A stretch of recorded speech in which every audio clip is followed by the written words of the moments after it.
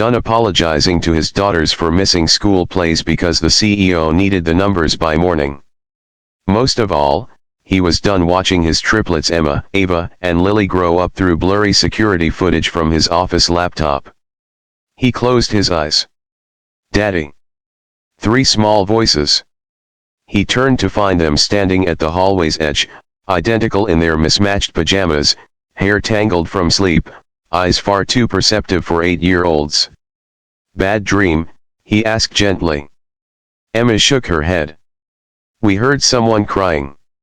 Mark forced a tired smile. "It's late, sweetheart. Probably just the wind." But Ava pointed toward the tablet still glowing on the kitchen counter. "No. From your meeting." He followed her finger. He'd forgotten to close the virtual boardroom call. On the screen, the company's Skyline office loomed in darkness except for one faintly lit corner office. And from the barely open microphone, a broken sound carried through the speaker. A man's sob. Mark froze. The name on the call window read, Daniel Harlow, CEO. Billionaire. Media darling. The face of corporate grit and global ambition. Crying. Alone. Lily tugged Mark's sleeve. "Why is the boss crying?" Mark didn't know. He had spent years believing Daniel Harlow was untouchable. A man who flew private jets, closed million-dollar deals before breakfast, and fired managers without blinking. Men like that didn't cry. But the sound was unmistakable. Raw. Unfiltered. Without thinking, Emma padded over and pressed the unmute button. "Hello," she said softly. Mark lunged forward. "Emma." But it was too late. On the screen, Daniel Harlow's head jerked up. His usually sharp hair was disheveled. His tie hung loose. His eyes were red. "Who's there?" he demanded, his voice hoarse. "It's Emma," she replied calmly. "My sisters and my dad work for you." There was a long silence. Then Daniel let out a humorless laugh. "I doubt that." "My dad's Mark Reynolds," Ava added proudly. "He does the boring number stuff." Mark wanted the floor to swallow him whole. But something shifted in Daniel's expression. "Reynolds," he murmured. "Finance division."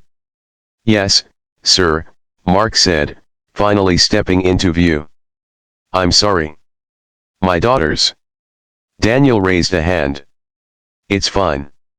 His composure cracked again, and he turned his face away.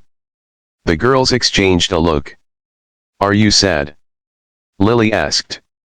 Mark expected the call to disconnect.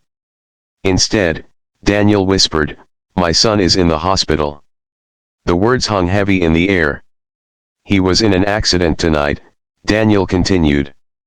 "I was in a meeting. I didn't answer his call." His voice broke. "I built this empire to give him everything. And I wasn't there when he needed me." Mark felt something twist in his chest. He looked at his resignation email still open on the laptop. He looked at his daughters.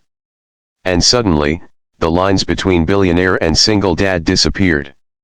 There was only one thing left, a father. Emma climbed onto Mark's lap. "My daddy misses stuff too sometimes," she said honestly. "But he always says sorry. And then he makes pancakes." Daniel blinked, caught off guard. "Pancakes?" he asked weakly. "With too much syrup," Ava said. "And he lets us burn the first one," Lily added, smiling. Mark swallowed the lump in his throat. "Sir," he said quietly, "money builds buildings. But time builds memories." Daniel closed his eyes. For a long moment, no one spoke. Then Emma did what only a child would dare. "Do you want us to pray for your son?" Mark's heart nearly stopped. He wasn't even sure what Daniel believed.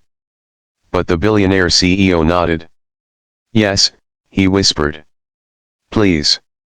So 3 small girls, sitting in a modest kitchen in a rented townhouse, bowed their heads for a man whose net worth could buy the entire block. They prayed for a boy they'd never met. For healing. For forgiveness. For another chance. When they finished, Daniel was crying again, but this time, something softer glowed in his expression. "Thank you," he said. "You have no idea what that means." Mark hesitated, then spoke carefully. "Sir, I was about to resign tonight." Daniel's eyes snapped up. "Because I can't keep missing their lives," Mark continued. "I thought success meant surviving. But maybe it means showing up." Silence. Then Daniel surprised him. "Come to the hospital," he said. Mark blinked. "Sir, I've spent years surrounded by executives who fear me.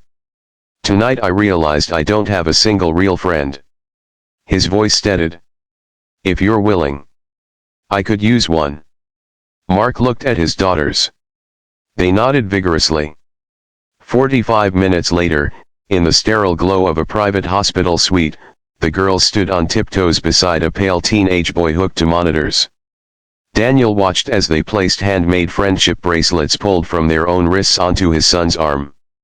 "For when you wake up," Emma said softly. Mark stood beside Daniel. 2 fathers. No titles. No status. Just fear and hope. Hours passed. At 5:12 a.m., the boy's fingers twitched. Then his eyes fluttered open. "Dad," he croaked. Daniel collapsed into tears of relief, gripping his son's hand. "I'm here," he whispered. "I'm right here."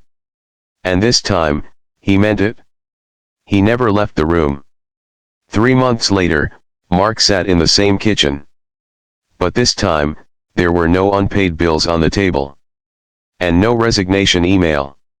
Instead, there was a letter from Daniel Harlow himself.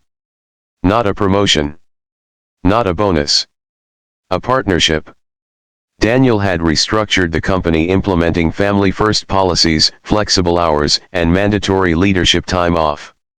He'd even started a foundation funding hospital support programs for working parents. When reporters asked what sparked the change, he simply said, "3 little girls reminded me what wealth really means." Mark now worked fewer hours and more intentionally. Every Saturday was pancake morning. No exceptions. One evening, as the sun dipped behind the rooftops, Lily asked, "Daddy, did we save the company?" Mark smiled. "No, sweetheart," he said. "You saved a dad. And in doing so, they saved their own. Because sometimes the greatest act of kindness isn't a grand gesture. It's pressing unmute. It's listening. It's showing up." And in a world that measures success in billions, 3 small girls proved that compassion is the only currency that truly multiplies. And that's something no one should ever quit on.